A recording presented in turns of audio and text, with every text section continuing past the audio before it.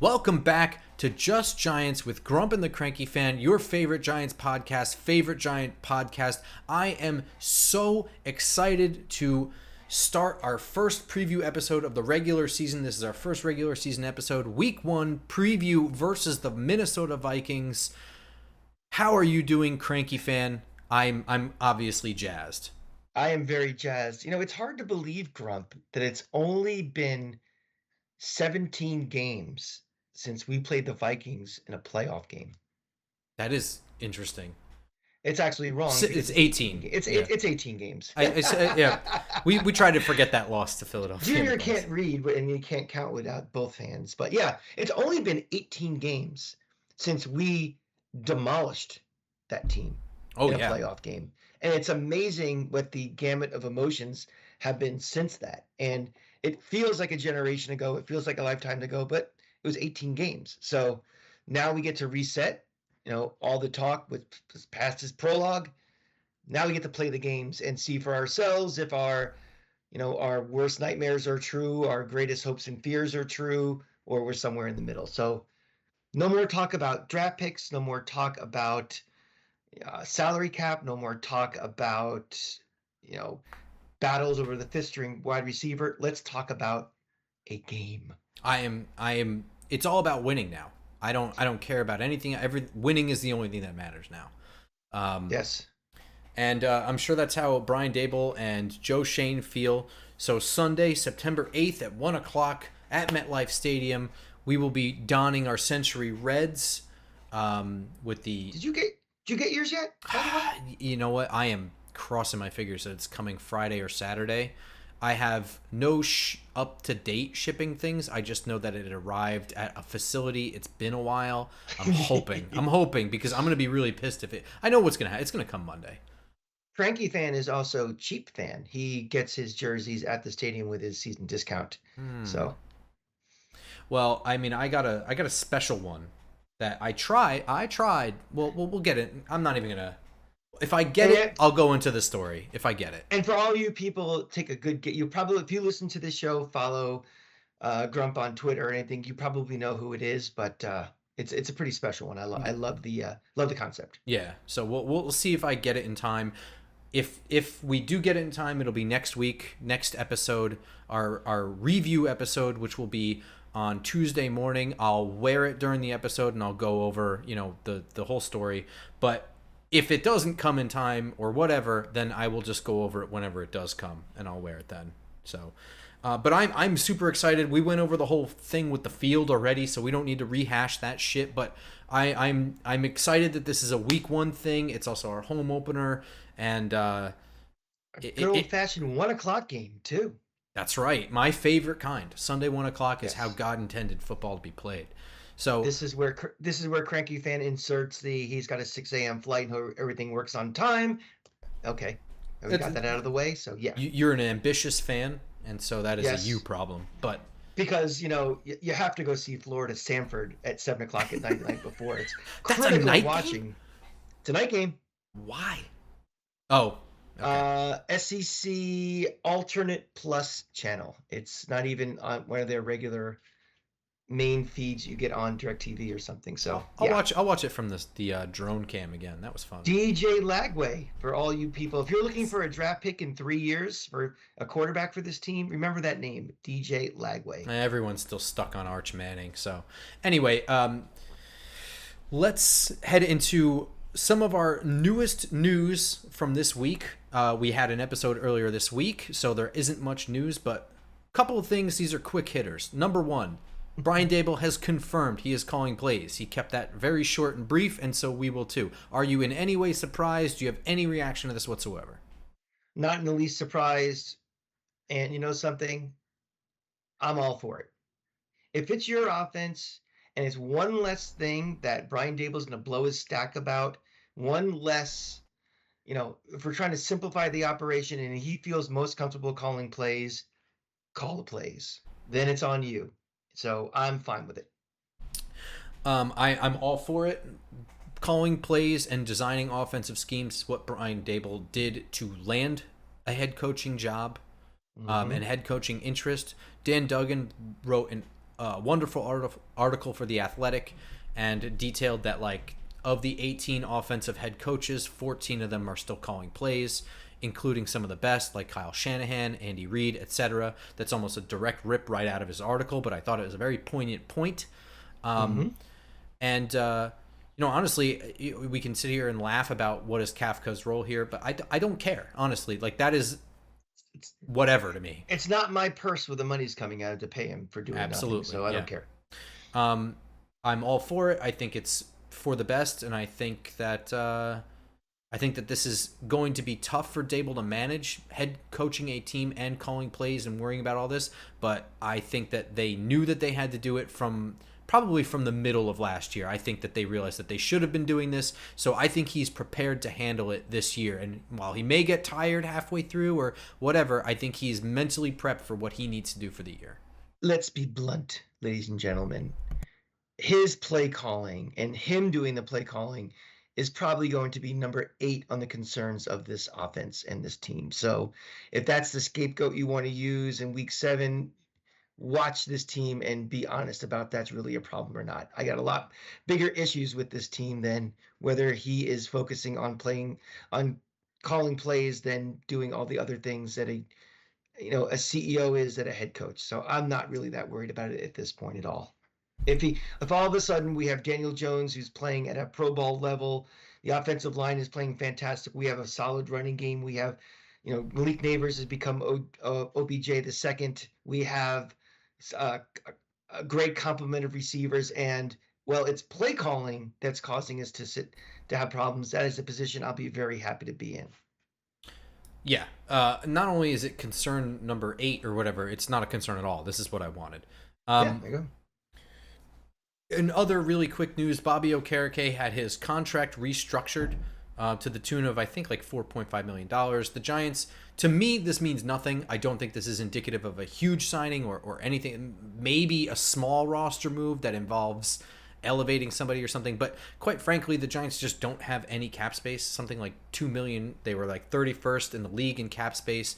They just need space in order to survive the season and all the different roster moves they need to do with practice squad elevations, etc. Yeah. I think this means nothing at all, right? Yeah. I mean, this may be a surprise to some of you people, but the Giants have a lot of injuries on this team. Oh, and they're going to need to, you don't want to be dumpster diving for every single, position and person as they're replacing somebody. So if we can be creative with with contracts and nobody gets pissed off because of it, and we have extra space to sign somebody as needed.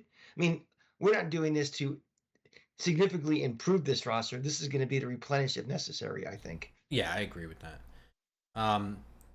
And in very recent news to when we're recording this, we are before Chiefs-Ravens kickoff on Thursday night when we're talking about this right now. So this is pretty recent. Carter Coughlin was cut from the team. I don't really know what to think of this. I have to think that this is making space for a practice squad elevation, possibly Jakob Johnson. What do you think? I don't really know the answer to this. This is, you just mentioned it in the rundown before we started recording. I don't know. I mean, was there anything with the announcement for why? I mean, was it an injury-related issue? Or I don't think so. No, I don't think there was anything to it. Seems like odd timing to do that. There might be a backstory we're just not aware of yet. Yeah, I imagine. Well, I mean, some of the speculation is that, and we'll tie this into our injury report here, is, the Giants are very healthy right now, but key things, I guess we assume that Tyler Nubin is the starting safety or the projected starting safety opposite Jason Pinnock, but Dane Belton is the veteran right now, and he's got a bit of a back issue. He was limited. Micah McFadden has a groin issue. He was limited. But this is some good speculation for Carter Coughlin being cut.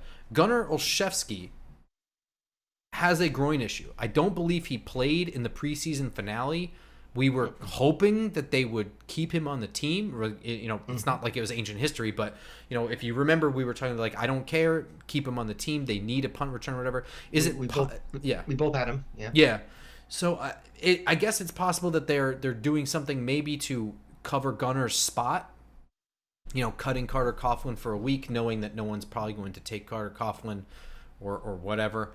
and maybe adding somebody to just do punt return duties for a week or two while Gunner gets his leg right. I don't know. That makes some sense to me. Carter Coughlin, would he be eligible for the practice squad if he cleared waivers? Yes. Maybe that's what's going to ultimately happen. Yeah, I think so. I don't think he's gone. That's not what my gut feeling is anyway. Yeah, seems a little abrupt. I do wonder when I say Jakob Johnson, like, we know that this year he's going to be on and off the practice squad a lot, just being a fullback. Part of the thing is that he only kind of just got here, but I do wonder if his presence on game day, if he gets a shirt game day, if that significantly alters what defenses are worried about. You know what I mean? Like, and if doing this late in the week is just to kind of screw with opposing defenses, does that make any sense to you? I see where you're going with that. A little 4D chess. A very 4D chess. I don't think it plays much of it. I mean, if he was a serious impact player and we were dicking around with that, that'd be one thing. But I don't, these coaches probably get about 3 hours sleep a night. I don't think they're going down to 2 hours and 30 minutes worrying about Jakob Johnson. Well, I don't mean him as a player and him being a difference maker, but his presence might significantly alter what we are trying to do on offense. Does that make sense? Like, if the fullback is on there, like, are we trying to run the ball heavy? Or if he's not on the roster, it's like, well, maybe, they're going to run to keep them honest, but like, this is a passing offense. You know what I mean? Like, it could be he might have been playing only like in situational plays anyway. And it's also it's him on the field, or we're not having one out there too. So it's not an interchangeable piece that whatever. I don't think that's necessarily the case. Okay. On Minnesota's side of the ball, in terms of injuries, they are also pretty healthy. I mean, there's some obvious ones that we all know about, right? J.J. McCarthy is not going to be playing. He's on IR. His season is done, which is unfortunate. But yeah, of course, I don't know if we don't want anyone hurt. Yeah. And T.J. Hawkinson, we know, is on the PUP list. He's not going to be back until, like, I don't know, a couple weeks later from now. But in terms of people we know about, Jordan Addison looks like he's going to play. By the way, if you fell for the DUI suspension on Jordan Addison, that was not a real story. That was a fake account on Twitter. Yep. But he did have a high ankle sprain. He's going to play, maybe at 85% capacity or something like that. But I think he's going to be full go. And Naylor as well. He was limited, but he will play as well. The concern of Jordan Addison is a big concern of mine. Even if he's not 100%, just having a second threat on the other side is the first test immediately on the other side for our corners to defend. So the question is, do you worry so much about Sam Darnold consistently getting the ball out and hitting these receivers, which I'm not sure. Yeah, I mean, absolutely, right? Like, Sam Darnold. Let's talk about Sam Darnold a little bit here, because let's get into this matchup. So from a defensive perspective for the Giants, right? Let's talk about Sam Darnold. Let's talk about Naylor, Addison, and Jefferson, right? Because that's and Aaron Jones is the running back. That's kind of our skill position players here. I'm not so worried about tight end, unless you are. I'm not. I am not. Not at this point. So Justin Jefferson is a known quantity. If he's not the best receiver in the league, he's in the top 3, right? Jordan Addison is a more than competent number 2. Jefferson, if he had a really competent quarterback, might be the best receiver in the league. I think you might, you have, again, Sam Darnold is throwing to him. That might prevent him from maximizing how great he could potentially be. Well, are you saying that Kirk Cousins wasn't a competent quarterback in his time there? I guess he was competent. Yeah, I'd say so. Okay. But I mean, like, having like a really good quarterback. Yeah, like okay. If he was matched up with, a Pro Bowl, I guess Cousins was a Pro Bowl that year too, but I mean, like a legitimate an all-pro quarterback, I think Jefferson might be even better than he is. Right. Okay. So let's talk about Sam Darnold then, since he's not what you consider an all-pro. I mean, he's not an all-pro quarterback, but like you don't even consider him Here's good. my hot take of the week. Yeah. Well, okay. So here's my assessment of Sam Darnold, and I don't know what yours is. I don't think I'm not nearly as down on Darnold as I think a lot of football fans are. I think they see his time with the Jets and the Panthers, right? And it's like, what the hell are those organizations? You know what I mean? True. Like, That's very fair. His time with the Jets was a disaster. You know, everyone wants to reference the one hot mic moment where he says he's seeing ghosts out there as like a sign of weakness. I think those conversations happen all the time on the sidelines. And honestly, from the second he said it, I never saw what was wrong with that. No, me neither. You know something? I mean, it's honest to be like, Jesus Christ, I feel like I'm playing against 13 people on the field. Mm-hmm. That's no different than saying that, but you know, that's an honest assessment of how you feel with them. I never understood why he caught shit for that. I think it's just one of those things. We live in a different age of information comes to us raw, unfiltered, and incredibly quick, and we are, as humans, naturally quick to judge. I think we're in a memeable society where it's just a picture, a phrase, a whatever can all of a sudden. Everything is always a slam dunk now. Yeah. But if you're being rational, if you know the game, you know, whatever, I don't think that that's a huge... And as a quarterback, I think that he has all the right traits. I think he's got a decent head on his shoulders. Decent. I think that he's got pretty decent eyes. I think he's got good footwork. I think he can sling the ball at all the levels. You know what I mean? Like, he was picked for a reason when he was picked. I would say he is a guy I would love to have as my backup quarterback. And would you say that that's kind of what he is in this scenario? I mean, JJ got hurt, but of course he's sort of right. Like he's the starter for now, you know. And even if JJ wasn't hurt, you know, who knows who would have been starting? But you know, by like week 4 or 5, JJ would be starting. So he's the perfect guy to kind of, for a team that doesn't have very high expectations anyway. I mean, this is not a Super Bowl team. This is not going to win a division. They're probably not even making the wild card, but you know, to hold the fort until, I mean, again, think of all the backup quarterbacks the Giants had in the last decade. Sam Darnold might be at the top of that list if we, you know, and maybe sure. And some of our seasons might have been radically different if he was our backup quarterback instead of, you know, a Tyrod Taylor or, you know, whoever. So when I look at this from the Giants' perspective, you know, like I said, I have with the weapons around Sam Darnold, he is a threat in my opinion. Like this is not, you know, Gardner Minshew, Davis Mills, like he's better than those guys. Agreed. And you know, by the way, I mentioned his time with the Jets. His time with the Panthers, that might be an even worse roster that he was dealing with then. You know terrible. What I mean? Yeah. So you know, a lot of the lowlights came from, you know, just shitty situations for a guy who's not an all-pro quarterback, right? Mm-hmm. If I'm Shane Bowen, you know, obviously you want to say like you want to slow down Addison and Jefferson and Naylor because, you know, keying too much on one will open up another, and they're all pretty damn good. Look, to me, when I look at our roster and I look at their skill position players, we are not going to consistently... You might be able to figure out a way to cover them for a little bit, but you're not going to be able to consistently match up with those guys. We just don't have the horses, man. Nope. Here's what I look at. Sam Darnold has a weakness, and it's post-snap reading with his eyes. So you're a guy who likes to confuse his coverages, then confuse your coverages.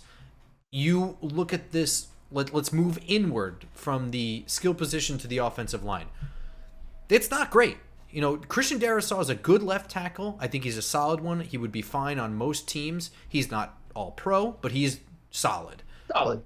But he's going to have his hands full. Whether it's Tibbs or Brian Burns, they will test him. I don't think they're going to win consistently. I don't think they're going to burn him or anything like that, but he's going to be moving his feet because they're both fast guys off the edge, and it's not like he has great speed out of his kick stack. It's good. The other side of the line, Brian O'Neill is okay.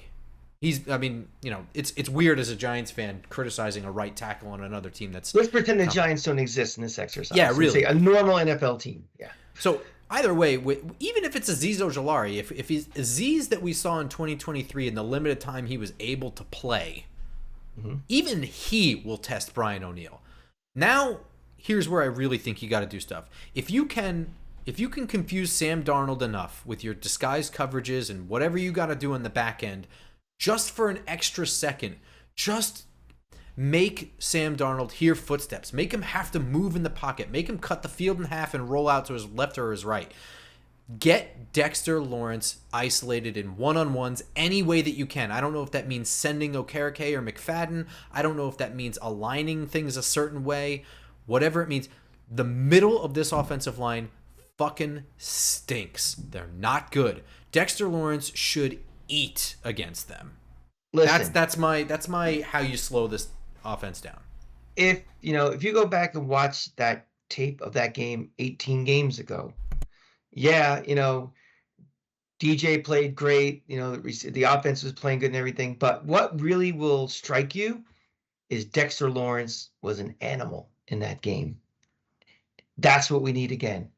He's going up against the same guys. He needs to, like you said, he needs to eat and cause havoc inside. And the best way we can help this secondary is limit the amount of time Sam Darnold has of being comfortable. Not so much time before he throws, but when he's in his comfort zone of like, okay, 1, 2, 3, 4 steps, drop, throw. Get him out of it, get him off his points. And I think Dex, as much as we're gonna have off the edge, we're gonna cause havoc, but I think really Dexter Lawrence is the absolute key to this game. If he can't do what he did in that game, we might be in for a longer day. If he can cause trouble, get Sam Darnold off his marks, we have an excellent shot. One other thing I want to touch on the Minnesota offense and the defensive game plan for the Giants is this is going to sound cliche every time I say it. It feels cliche to say it, but I'm being serious. They have to stop the run first. I know Justin Jefferson and Jordan Addison are the keys here, but Minnesota and Kevin O'Connell will have no problem running play action off of I formation if they can't stop the run.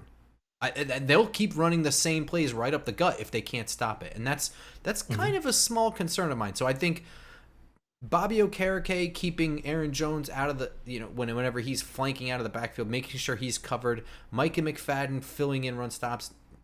They have to stop the run first and foremost, because if they don't and they allow them to just bite on the play action every time, they're screwed, because they're never going to be able to get the pressure to Sam Darnold. They're certainly not going to be able to cover Jefferson and Addison and Naylor long enough.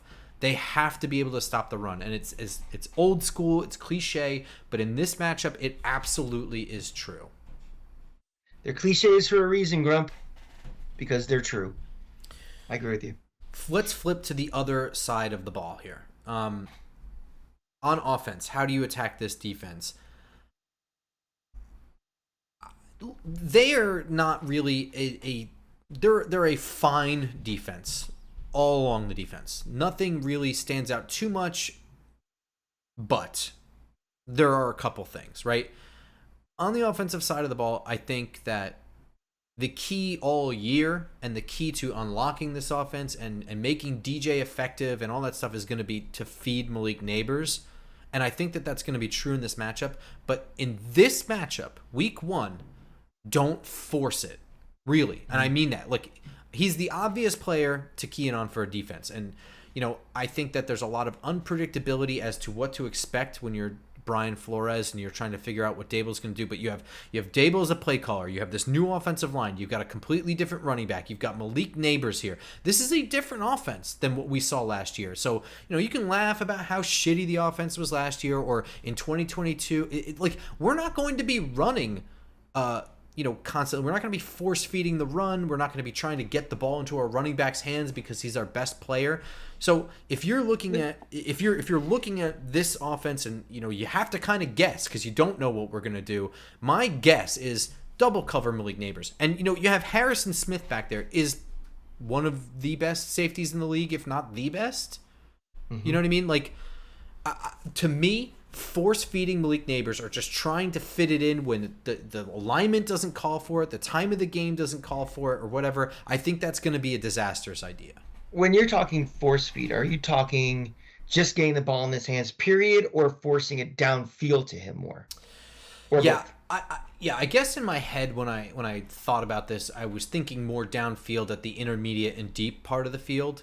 That's what I'm thinking too. Yeah, I mean, I guess if you want to keep things underneath, but like, also, I guess as an offense, I don't want to just give him screens to give him the ball because you know what I mean. Like screens are, in my opinion, in football philosophy, is supposed to be a change up play. And when you run screens to your number one wide receiver more than a couple times, you're just doing the same thing. This is a handoff. You know what I'm saying?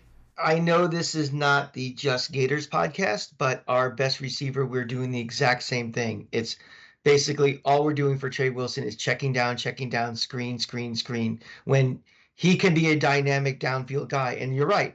The odds of someone just popping loose and getting a 25, 30 yard off one of these plays is a lot lower. This is more like doing a controlled offense, and you're taking what makes someone special out of his playmaking ability by doing stuff like that. So I completely agree with you with this. Yeah, I mean, like, look, Yak is clearly something that Malik Neighbors is very good at, but it's only one of the, like, he's a great route runner. He's got great hands, great feet. He sets Don't guys waste up. it. Yeah, exactly. Yeah. And it's like, don't waste it just because you feel like you have nothing else. You have other stuff, and here's but what but it's a fine line though that we don't want, like you said, don't force it though either. If he's being double covered or the safety keeps sliding over to his side, don't try to get that needle in the haystack, because that's going to cause trouble too. We don't know, as excited we are for Neighbors, for everything we've seen in college and in preseason and clips and everything. This is his first ever game. Right. And let's see how he reacts when the bright lights are on and everybody's going full speed every play for 60 minutes. So that's a little bit of an unknown too. Sure.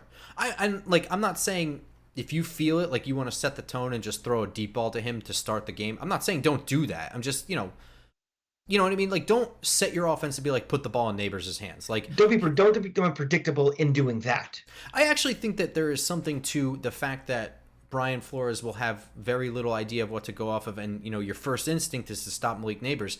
I would, on the first play of the game, if you want to send him on a go route and then hit Darius Slayton on like a dig route or something at the intermediate part of the field, I would do that. You know what I mean? Like, let them not double cover Malik Neighbors. I know it sounds weird to use Neighbors as a decoy, but against this defense with Harrison Smith in the back, and you know what I mean, like you have Shaq Griffin and Stephon Diggs as corners, this is a pretty decent secondary, man. But this is where I'm kind of like, feed Slayton a little bit, let Hyatt and Neighbors go deep, and then hit the underneath stuff with Wandale and Bellinger and Johnson. Mm-hmm. You know what I mean? Mm-hmm. Like, use those guys to eat up the field, and then take your shots when they come. If they're going to have to force Smith to be closer to the box or something like that, or put, sorry about that, got a cat talking here. It's my turn, buddy. Yeah, then hit your make them go one-on-one with like Jalen Hyatt and Shaq Griffin or something like that. Like, find the match, like force them to be off their game, unbalanced, and put them in an unfavorable position. That's how I attack this from the passing game. My other thing is, I know you got Malik Neighbors and all this stuff, but like I said, the backfield is where they're kind of above average. Don't be afraid to run the ball. You know what I mean? Like, Singletary is a no bullshit runner. He's gonna run straight up the gut. Take some pressure off of DJ and Neighbors. You know what I mean? And let this new O-line do some fucking work. You know what I mean? They've looked good, in my opinion, running the ball in preseason. Let them, carry on with that. To me, shorten the game and keep their defense on the field as long as you can. Now, run the ball. Brilliant. I mean, seriously, the best neutralizer for a defense is to have them have as many snaps as possible, and in that fourth quarter, because I think this is going to be a relatively low-scoring, close game that will be won in the fourth quarter.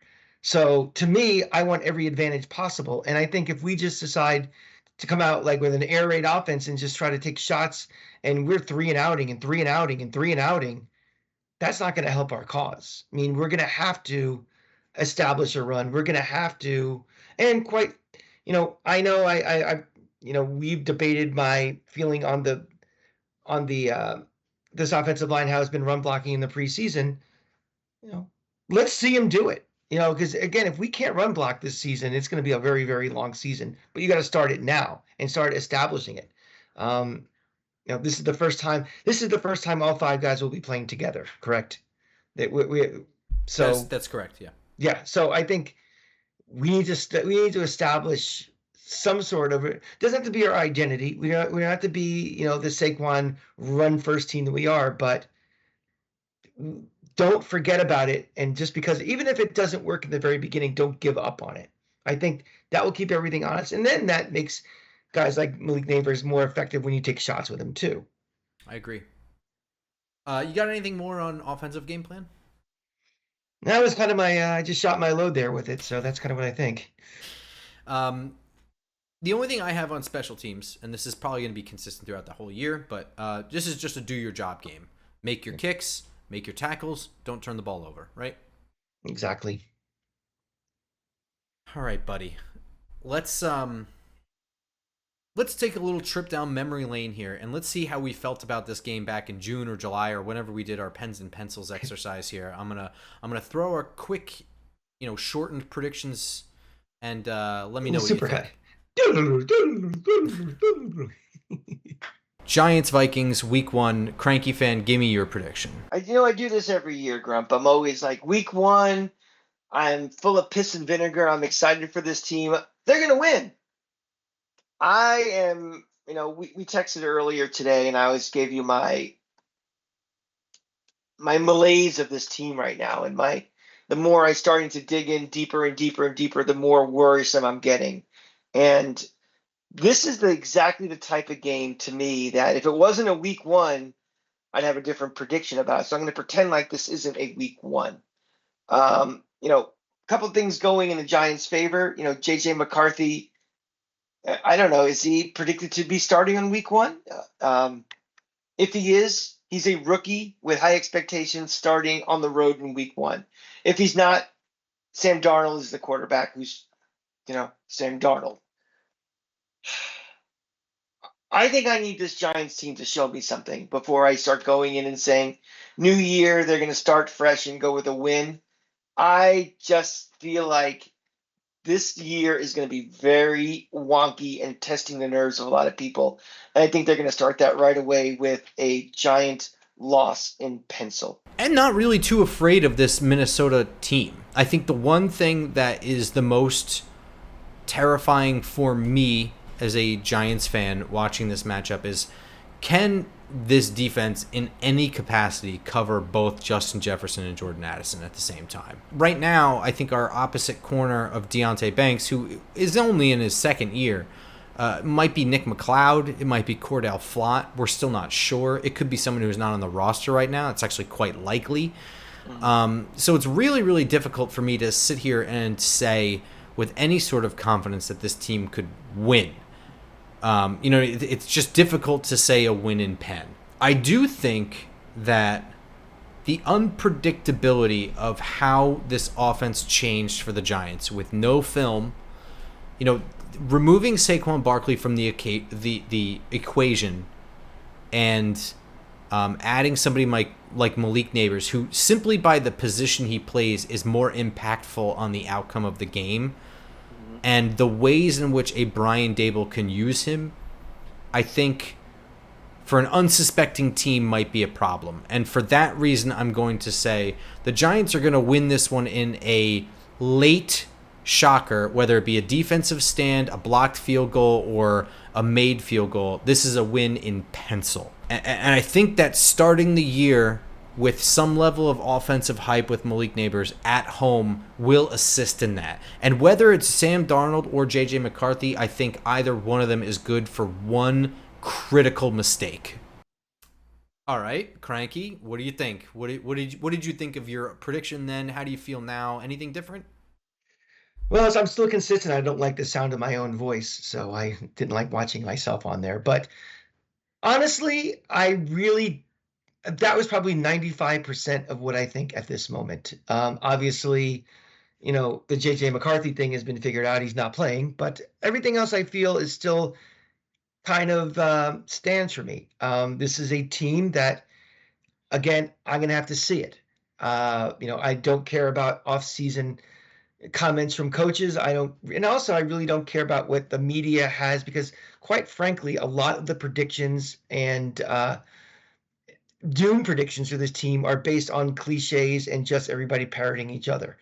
Having said that, I need to see this team play before I really get a comfort zone to say I think this team can win some games, or to confirm that feeling in my stomach that this team isn't very good.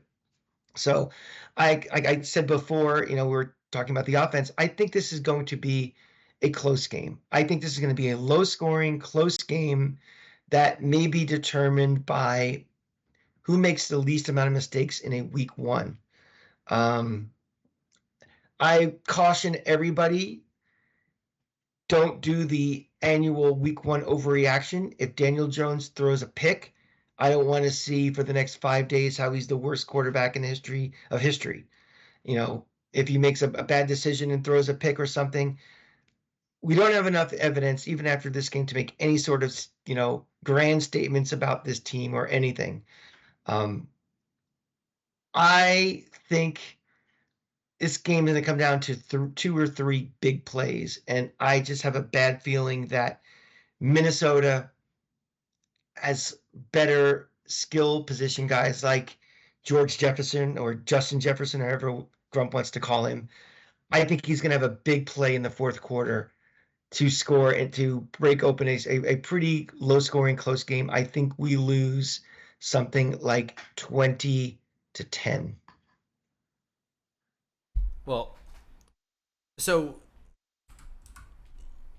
you're on par with your early prediction. You're like 95% there. We'll scratch the McCarthy thing, whatever. Yep. I kind of feel the same way. I'm a little bit more doom than I was then, and I'll tell you why. I feel all the things I felt then. For some reason, Brian Flores as the defensive coordinator is worrying me more now than it was then. I don't know. Okay. My biggest concern, I still feel a lot of the same things, right? I feel like this is going to be a close game. I think that the unpredictability of what this offense is, I already talked about all that shit. I still feel that way. Me, as a fan who covers this team, doesn't really even know what to expect from us. I've seen some stuff in the preseason. I have some ideas, but A, it's preseason. B, Brian Daboll is a very good play caller, and he is... everybody says it. Is he knows what he's doing. He's setting you up with the way he calls plays for something he's going to do later. And remember, in the preseason, they aren't game planning. He's just calling plays. Right. He's not calling plays in any sort of rhythm or something to set up something else or anything. It's just, we're running this play. I want to see how you block on this play type of thing. So remember that when you're thinking about preseason. I do think that unpredictability will allow us to score points even if we don't look great. You know what I mean? I think that some plays will be wide open and no one will give us credit for it. But the wide openness, I think, is going to come down to Daboll's play calling. Some of it's going to be just skill. I think that, we might break a big run here or there. I think that Neighbors will get wide open on something. I think Slayton will be wide open on something a couple times. And I do also feel that this is going to come down to a last second thing. I think that this game may not look close, but the score will be close. And, in my honest opinion here is I don't feel great. I feel like the Giants are not going to be on the winning end of that last second thing. I think that it's possible, late in the game, Thomas Jefferson is going to break free, like you said. I think that the big collapse will happen, and late in the fourth quarter, you'll have a bomb that goes 40, 50 yards. It just takes the wind right out of all the crowd. A losers lose play, kind of. Or just one of those things where it's of course, we contained them all game, but when we needed it the most, we couldn't do it. You know what I mean? And that's kind of how I feel, and I think it comes down to that game-winning field goal for Minnesota, which is just the worst fucking way to lose sometimes. But for my prediction, because it's week one, I'm going to say that they're going to miss that field goal. I said the Giants win this one 23-21. I think that Holy field goal either gets Jesus. blocked or there's a botched snap or, he just hits the upright, whatever that may be. I'm too stoked. Century Red game, they can't lose. 100th anniversary, they have to win even if they look shitty. I say Giants 23, Vikings 21. Let me ask you something, Grump. Forget the outcome of the game. We're going down that escalator. We're leaving our seats. We're on our way to the train. Prediction on how you're going to feel about this team after week 1. Forget you're pissed off we lost. Forget, we're dancing around because we won. Just how do you think you're going to feel after watching 60 minutes of this team? Cautiously optimistic, though. I don't know. I think I'm going to be like a conflicted person. I think I'm going to be disappointed by what I see in big obvious moments. Like Adoree Jackson joining this team so late. We mentioned, I should have said this. We mentioned in our prediction, we thought that the opposite corner would be somebody not on the roster. And that's exactly. Correct. But Adoree was brought in so late. I think that's the only reason he's not penciled in as the starter. You know what I mean? Like that's my assumption. That's what I feel like shit about it for that reason. You know what I mean? Like if Adoree had been here for, let's say, 3 weeks, we brought him in after the first preseason game. I'd feel much better about this. And I think that my cautious optimism is going to be like, well, that play was there. He just didn't catch it. Or, we were hanging tight with them. And, if only Adoree had been here and Adoree will be better, he'll be more a part of this defense in a couple weeks. I think that's where the optimism is going to come in. I think Adoree coming late, or John Runyon didn't play the one game, and so the 5 of them haven't been together till this game, and it looked better late in the game than in the beginning of the game. I think all that shit is gonna be, but I'm gonna be, I mean, if it's a win, I'm gonna have a giant smile on my face no matter what. I know. I'm trying to take that away, like just the overall I think there's gonna be plenty to bitch about, and I think I'll have that cautious optimism. I think my out on a limb prediction of how I feel about the team is, I think I might feel a little better about how we run block because again, this offensive line still worries me a lot. Maybe these starting 5, I might feel a little better after I see them a little bit. But again, I know how thin we are behind there. I'm hoping my prediction is, hey, we actually was able to establish a running game more than just having a great runner. Like we actually had some holes. We had some running lanes to do that. So that's gonna be but I think I'm gonna kind of walk out of here thinking we kind of are what we are. I think there's a better. I might feel a little better than feel a little worse. If that sounds like that's a moral victory for me. So that's about as happy I think as I can be right now. But I'll take that. Happy fan. That's you. It's gonna be a long weekend, Grump. Let's slingshot around the NFC East to close this one out. Let's start with Philly because that game is tonight for everybody listening. Philly and Green Bay. I don't know who's technically home or away because it's in Brazil. I'm taking. I think both of these teams are overrated in my opinion. If the NFC East weren't so bad, I would say that Philly would probably finish second in the division. I don't think Green Bay is better than Detroit, but I'm taking Philly in this matchup. I'm taking Green Bay. Okay. I think. Okay, we can clip this for later, but I have a feeling if there's one of those, there's always a team every year that by week 15, 16 is it completely imploded, and you're like, what the hell is going on with this team? It's going to be Philly. I mean, they kind of did the end of last year in that playoff game with the Bucks. It wasn't even the playoff game, dude. It was like the last 6 games of the season in the playoff game. They were just on an absolute landslide.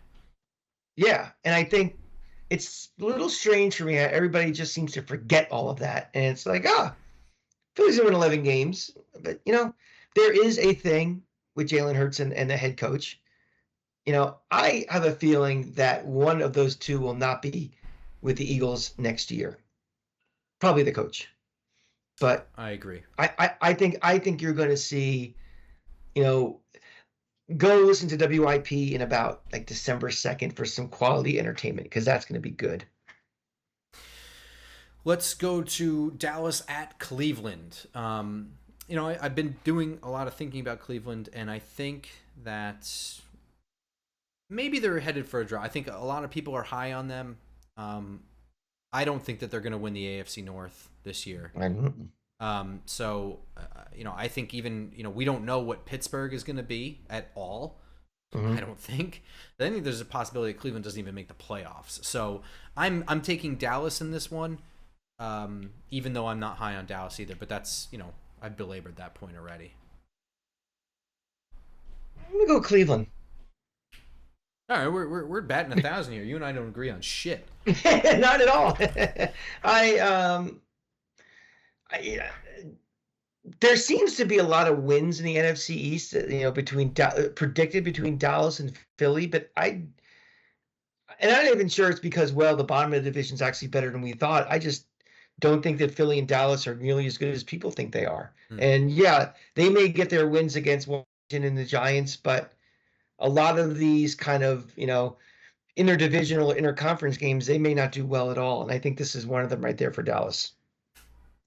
Last game in the NFC East, Washington at Tampa Bay. I really have no idea. And, this is part of that, like, what do we know about Washington's offense? This is a whole different team, different coach, different owner. The defense is completely fucking different. They got a brand new quarterback who's totally different than what they've had. I have no idea, so I just kind of hemmed and hawed, and I was like, I don't really care enough to think that hard about this, so I'm going Tampa Bay. Tampa Bay, like the Jets, and I said this during the during our preview shows, are the two teams I can't figure out. I can't tell if they're going to be in their championship games or going to be, drafting 10th. I don't know. You mentioned there's so much change to Washington. It's a lot to ask for all that change to come together in week 1, and that game's on the road, correct? Yeah, I'm pretty sure. Yeah, that's a lot to ask for all that to come together with a rookie quarterback week 1 on the road against a playoff team last year, a quarterback they just gave, Daniel Jones type money to. I'll take Tampa Bay. Wow, we agree on something this episode. Yeah. All right, everyone, that is going to do it for our first preview episode of the 2024 season. I am excited to see everybody there who is going to this game, so be sure to like, subscribe, follow us on all of our platforms, iTunes, SoundCloud, Spotify, etc., Twitter, all those things. Comment this YouTube video, hit us up on Twitter if you're going to the game. Come say hi to us at L16. I'll give you a high five. If I've got an extra beer, you can have it. I want to say hi to everybody. Going to these games is the reason that we continue to do this when the team is absolutely dog shit.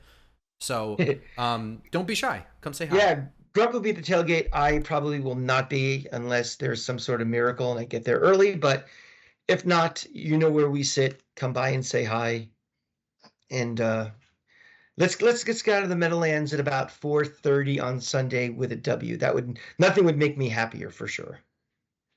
That's going to do it. So we'll see you guys next week, Tuesday morning, for our review episode. Until then, go Giants. Go Giants.